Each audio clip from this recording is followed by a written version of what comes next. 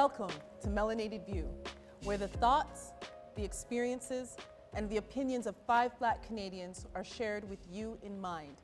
Our goal is to open the dialogue in a safe environment. And we just want to make sure it's clear that we know we're filming it in a pandemic, and we are 6 feet apart, we have our masks, and we're divided by plexiglass. So today, we're talking about the challenges of strength.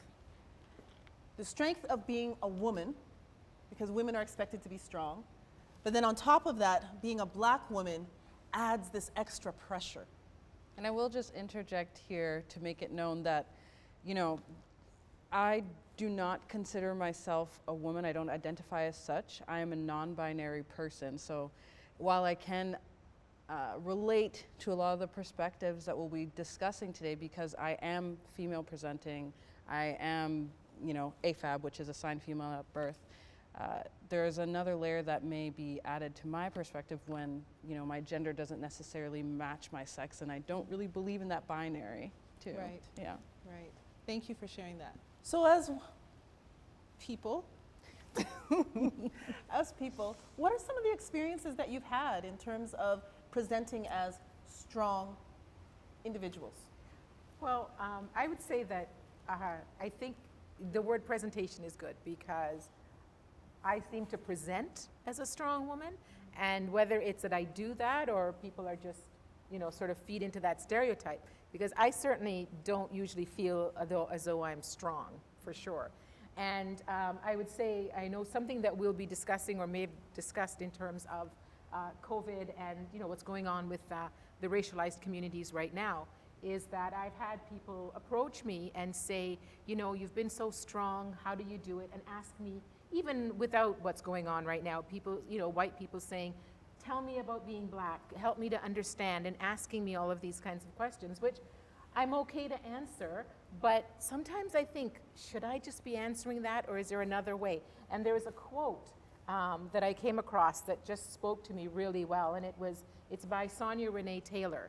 And she says, the idea that one should be strong enough to overcome systemic inequality by one's own individual means is an idea that has infiltrated Black communities and affected Black women, creating expectations that Black women should be strong, independent, and able to overcome any obstacles thrown at them. Together, along with more modern stereotypes, create the myth of the super Black woman. And it's a myth, it's a stereotype, and many of us have fallen into it thinking that we really are that super person. It's a lot to live up to. And I beg to question, is it a coping mechanism? Like, is the personification of strong Black woman a coping mechanism? 100%. You know? It's funny, for a time, before I came into myself as I am today, my handle on Instagram was literally Siwak, strong, independent woman of color. Like, I was like, No. I want you to know that this Yes. is me. You have to declare it. You had to put it out in the universe in case you didn't know. If my face didn't tell you, I had to have it as, I stay fierce. Like, why are we making these you know what I mean? Like, when you really get under the layer, like, why do we feel like we have to publicly identify and verbally identify? Like, there's no downtime. There's a lot of resilience tied into being a strong individual, right? Get over it, I feel like, is something that a lot of us could identify with. But when I'm thinking about how I kind of navigate through life, I think about just some of the feedback that I've gotten from other people. And a lot of the feedback that I get is that I'm intimidating. And I hate it. I hate being intimidating, because to me that feels like I'm not friendly, or I'm not a positive person to be around. And I feel like I'm a very friendly person and a very positive person to be around, but I have no problem stating my opinion. I have no problem providing rationale for the way that I feel, and I have no problem owning when I'm either wrong or when I really want to kind of get a finer point on an issue. And I feel like that's the struggle for a lot of people that, you know, are looked at as strong. And you know what I've noticed, tell me if you've noticed this too, is that when you are a person that's assertive and you state your opinion, then you get not only strong Black woman, but you become the angry Black woman. It's a double-edged sword to have that label, because either you're too much or you should stay quiet because this is your role, you know? Like it's And frustrating. historically, of course, a lot of this comes from the days of when people were brought from Africa, were enslaved, and living on the plantations in the various areas that they lived in, and then they would separate their families. So husband and wife, father and mother would be separated, and father would be sent somewhere else. And so the women did take on a lot of the responsibility of child rearing, and so they had to be strong. They were also living in a space where they had other women who could support each other, right? And so I think that potentially is where some of this strength of the Black woman started, and now we are the descendants, and we are living with that ancestral DNA.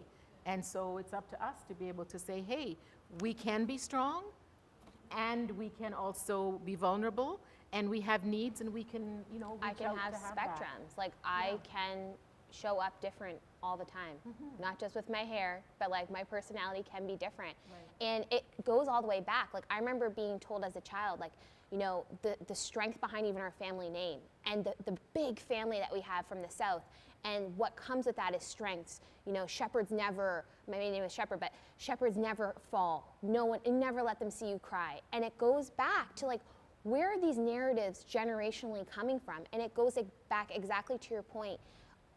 Being on a plantation, you couldn't show that weakness. You couldn't inconvenience, the master and have them see that you were either doing less work or having some sort of emotion. Like you weren't human at that time. You didn't have feelings.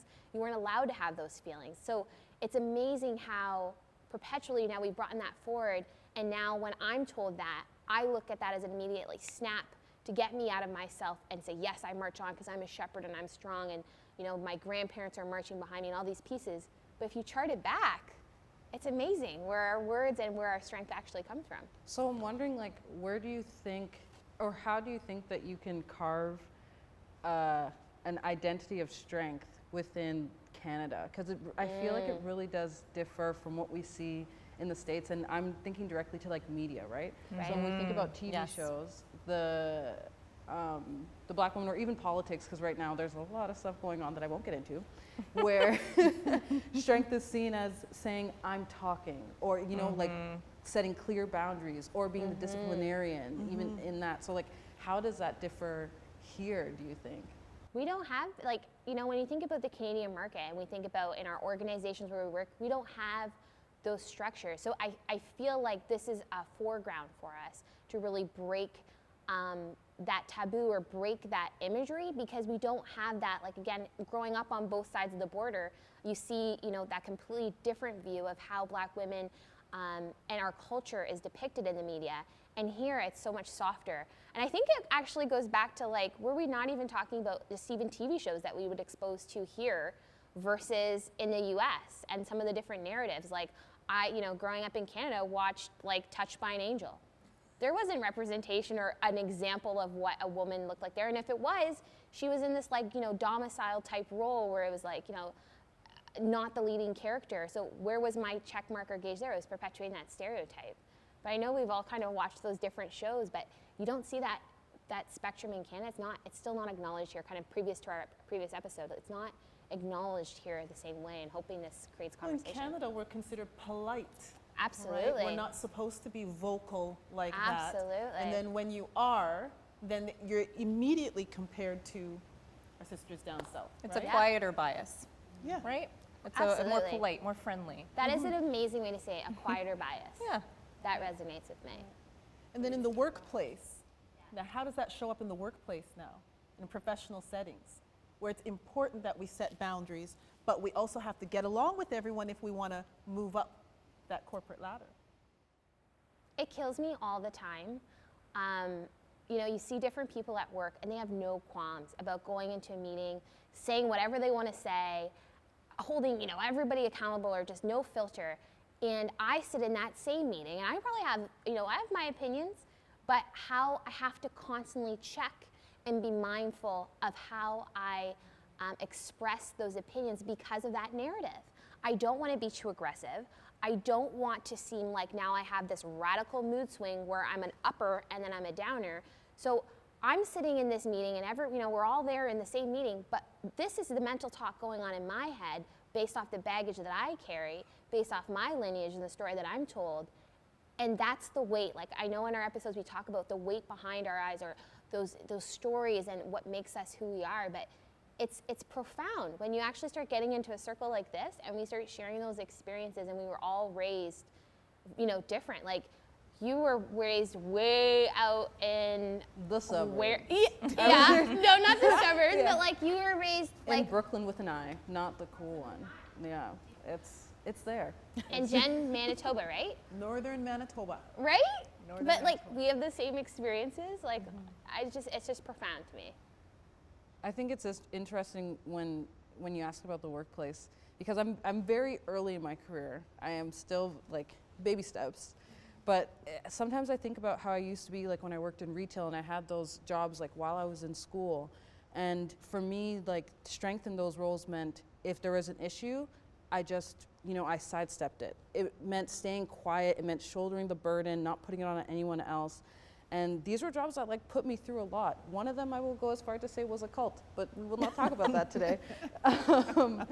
But it's like, I was provided this opportunity, a privilege really, to freelance with these people who respected me and encouraged me to grow and speak up.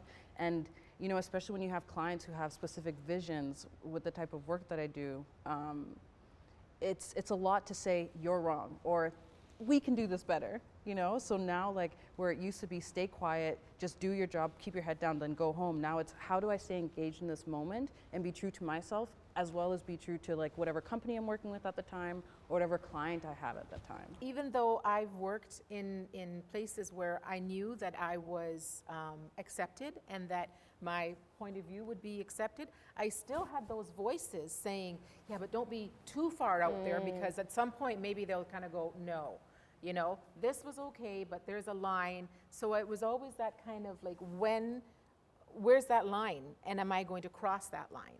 And so I didn't push perhaps as much as I could have or should have, because there was that like, oh, well, I'd only pushed so far and just not that much further. And I think, it's getting to that time where, yes, we may be accepted by, different organizations that we work with, and it's okay for us to maybe take that next step forward and just do that push. I mean, me sitting here, coming out of my, background of coming out from the Caribbean and all of the things that I've done, that's me pushing myself out just that much more, and we'll see where it goes.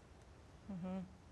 Well, what I'll say, I'll share a personal experience about the professional environment, and really when I think about how my strength was tested there, it's been around the professional bully, right? We all know the schoolyard bully, but there's those people that they undermine you, or they undercut you, or they make you feel as though you don't belong. And if you really sit back and think about it, I don't know if it necessarily was because of my race or because of my gender, or maybe just because I wasn't afraid to be as bullish as my white or male counterpart, right? But what I do know is that it's overwhelming, and it's a lot to deal with, and it's something that affects the work that you do. And the reason that I'm saying this is not to be like, this is everyone, this is the whole Black experience, right? Everyone goes through that. This is my personal experience. There's other people that have not gone through this experience, but we just want to kind of, again, open that dialogue and have people think about these things and identify and relate to it, I remember early on in my career, 20 plus years ago, where there weren't a lot of Black people in the workplace, and I was one of the only. And so then if there's a question about Blackness, it comes to me, like I'm the representative. And I believe that takes a certain level of strength as well, to have to go through that and be the educator day after day after day, when all you really want to do is just do your job. And with a smile, like, because again, they're coming to you in a point of trust, and they want to learn. So you don't want to discourage the learning. And that's really what, you know, with the movement of BLM and just this recent piece, everyone wants to be an ally. Everyone's hungry for information and growth, and that's great. And like we've become, you know, in the infancy of it, everyone's Google. And it's sharing that experience. And again, it's that line of like, I want to make this a great experience for you to foster an environment for you to learn, but then it depletes you. It depletes you. And I think about, you know, your story really resonates with me because when I think about my career, I was first for a lot of opportunities in my industry, being a woman and a Black woman in these spaces. And where I think, and it kind of goes back to strength, and it just resonated with me what you're sharing now, and I didn't really think about it at that time, but being in these traditional white spaces, and I'm the leader of a team, and I'm the Black woman who's, you know, carved the right at that table, how I conducted myself and the weight and pressure I put on myself at that table representing our culture, your story just made me think of that and reframe it and go, oh my gosh, like that was hard and was a different level of strength that I had to exhibit when, say, clients or customers would come in and say, I'm looking for the manager, and I'd be like, I'm here. And they'd be like, no, you know? And how I reacted, everybody, my entire team and all the white allies on that team were looking at me for how I responded. And that's a different type of strength that I had to carry, that I just did it out of, you know, natural response. But your story really kind of brought that out. You're on display. Yeah, like You're I didn't on display. really think You have about something that to as prove. strength. It goes back to what we were saying as what we've been told as kids, or at least what I was told that kids, like, you have to work that much harder, Absolutely. right? Just to prove that you should be in that Yes. space. Can I just say though how nice it is when someone says, "Can I talk to the manager?" and you're it? You're like, I have a complaint. That You're is like, like tell the me most more. powerful Yeah. feeling. The amount of times I've had to do It's that. huge, but Yeah, like I it's didn't great. like your story really brought that. So thank you for that because I just did it because that was my role and that's my responsibility and I had to represent the culture. And no one said no one anointed me and said you are representing the culture. No, it's just something that we naturally do, but you don't realize the toll. And your story made me think about, And I wonder Maybe if that comes from our experience in our families and what role we play in our families. absolutely. That role of strength. For myself, just the other day, my father said to me, you know, you're so strong. Like, you know, when we need something, you're there. And as much as I wanted that from my father, because he was the traditional Caribbean father that doesn't dish out compliments all the time. I love you, Daddy, sorry, but don't dish out compliments all the time, right? But in that moment, I'm thinking, yeah, but I'm tired. Amen. Yeah. I'm tired and I don't want to play this role anymore. Like, somebody else do it. I know what's true to me is for a long time I was that fixer too, you know? But then when I actually took the time to discuss it with like my dad and my sister, I realized that they never wanted me to do it in the first place. You know, like it's a burden I took on myself being the oldest, you know, of the siblings at this point. It's like I took this role on where I had to be the provider as like a second hand to my dad, right?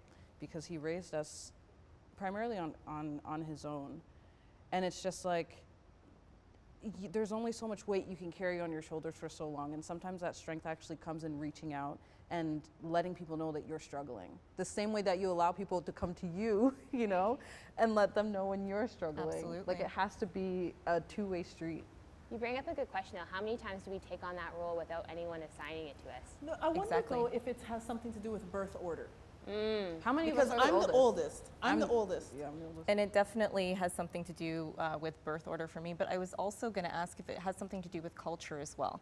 Because I'm the oldest one, and similarly to you guys, I definitely am counted on to navigate with strength through a bunch of different situations. Oh, we'll ask Renee. Oh, you know, Renee will kind of handle this. But then I started thinking about situations where it was almost as though because my family is from Trinidad and because we speak in a certain way, I was supposed to kind of just brush things off, or I was supposed to not get as upset about things. And I think specifically about when I was in college and I gained the whole freshman 15, right, the extra 15 pounds. And I had, you know, folks from my family very lovingly calling me like a roly-poly. They called me a little Timbix. They got their little Canadian chirp in there. I had, you know, people that would say, you know, you're looking good, but you could lose like a couple pounds, you know, and these people were bigger than me in my family. And I'm wondering, like, is it okay because it's a culture thing? Is it okay to just have to brush it off and have to have that strength? Your story is so, for my example, my father, he said, Lord, you fatso, right? And it's like, that's not a compliment, Dad. He's like, in Jamaica, it's a compliment, you're too sensitive. Yeah, right. You're the too sensitive sensitive. thing, but to me, the flip side of that I'm starting to think about now is, am I too sensitive or are you being a bully? You know, like if I'm not laughing, it's not funny, right? If the two of us aren't laughing, it's not funny. And I think for me, I also grew up in a Caribbean household where my dad, you know, Lord love him, he's probably going to watch this at some point. So We're all gonna get disowned at that. you know, but he was the patriarch. He was the boss, and we all knew that. And yet there were times when I think that I probably again assumed that he would be a certain way, and maybe he wouldn't have been in certain situations, right? So I can remember him helping me with my arithmetic, as we called it back then. And after the fourth time on the same problem, saying, "Thank you, I got this," because I was afraid that he would raise his voice, you know, or call me stupid or something like that, right? Because we grew up with feeling the belt or the ruler, depending on which parent had it in hand, right? And so, but for me, I realized that the way they disciplined us, whilst now I might look at it as kind of being bullyish, I also realized that that's what they knew, right? So again, you know, a little bit of research, and you know, there's a quote that says sometimes bullying happens simply because the adult bully has never learned how to relate in a healthy way. I mean, my friends, all their parents did it too, right? And then there are other reasons for it, but certainly I think for myself and my generation, a lot of it had to do with just that's what they grew up with, that whole sense of you've got to do it right. Did they ever praise me if I got 99% on something? Oh no. Why didn't you get 100? If you can get 99, you can get 100. And let me ask, does that drive you? And they does love that, me. And I know they love me. Yeah. It's just their way of doing it. Does that drive all of you? Like this, like not acknowledgement or like that kudos or that acceptance? Because I found same thing. Like my dad, very strong, proud, and when he gives a compliment, you're like, and now you almost like he teased me the other day. He's like, I just said good job. You didn't even hear me. And it's because you don't sit in that weight. But it's amazing how the absence of it, it's like I'm a whole like Kanye West era, like can't tell me nothing. Like that drives me. So it's interesting, like the 99 and what the 1%, like that's the driver for me. It was the same sort of thing when you didn't get that? It used to be. Like, as I got older, and especially after I went through a difficult period in my life, I was like, I don't want to live up to everyone else's expectations other than my own, right? So it used to drive me because I would fight to get that praise.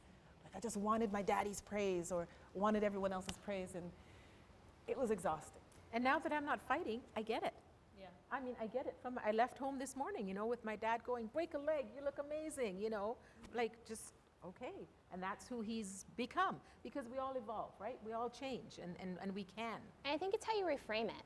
Like for me, I've reframed it that it's a driver. Like, you know, and you got to, and that I think is the fundamental piece. You need to reframe whatever narrative you need. Like you reframed our exact same scenario and you said like, I'm not living for this. Where I'm like, you know what? I've identified that it is a driver for me and I have to reframe it and not look at it in any sort of negative kind of way, but use that as my motivator. And I think that's the fundamental key is our parents, we do it ourselves. We're all like, I'm never gonna raise my kids this way. And there's fundamental things that leak through, sayings that leak through, or ways that we teach and leak through, but I think it's on how we reframe the narrative. And even thinking about your story, Renee, like, should people say those things, and does that give them a right to say those types of things? No, but then, you know, how we're thinking about it and how we internalize it after, I think that's the... But maybe they're preparing you, right? That's what they said. They're preparing you. You need to have tough skin, especially as a Black individual. You're going to even more so need to have tough skin, right? And it goes right up from family into being that strong person in everyday life. I was always taught that school was a job. School is my job. I don't have to do anything else. I will, this is my dad. I will provide for you. I will give you everything. Your job is to go to school, you know? So that's like, that would probably be my driver. It wasn't like, why didn't you do better? It's just like, just do it. I don't care what happens. Yeah, we had the same saying, learning is your currency. That's how you pay your rent here. Yeah, pretty much. That's like my dad, Yeah. that is your currency on how you. My mother had a similar thing. She would say, get your papers. Get your papers. No one can take your papers from you, right? Yep. So get your papers. They'd constantly say that. You have heard our view, and now we want to know yours. Please go to our Instagram and share and ask questions. Make comments. We want to hear from you. Until next time. So let's get into today's topic, which is being Black. Perception versus reality. Now, you guys know I don't smile with my teeth, and I've gotten a lot of feedback on that. So the feedback is anywhere from, you know, where are the teeth at, to like, you know, why do you look so unhappy, to, you know, most of all, why do you look so mad? And, you know, resting bitch face, it knows no race. However, angry and Black is something that we often hear in the same sentence. Is that true for you guys too, or what other stereotypes do you guys hear associated with Black? Yeah, I'll chime in. My voice sometimes is higher when I'm excited, and that's very much my personality. And I, you know, vividly remember someone in my career say to me, no one's ever going to take you serious with that voice. Because when you think about it in hindsight, they're looking for a certain depiction of what it is as a Black woman. So they're probably looking for me to be maybe more serious, or be, you know, present more boldly or angry, or whatever they had in their mind. But like being me with my bubbly or higher pitch or tone in my voice wasn't okay. And with that, no one would ever take me serious. And that's a big statement to really sit and marinate on as we think about some of our previous episodes around being comfortable. That challenges that ability to be comfortable in who you uniquely present as. I've experienced it from the other side that I'm sure many other people have, where it's like you're whitewashed, or you know, just because of not feeding into that other version of a stereotype where, you know, you're angry or you're opinionated, or you don't show your emotions as, like, not even show your emotions, but you're not as vulnerable with people you don't know, you know? So like being whitewashed in the way I speak, or the interests that I have, or, you know, even from the way I dress, you know, the way I handle myself in public is something that I've fought against for most of my life.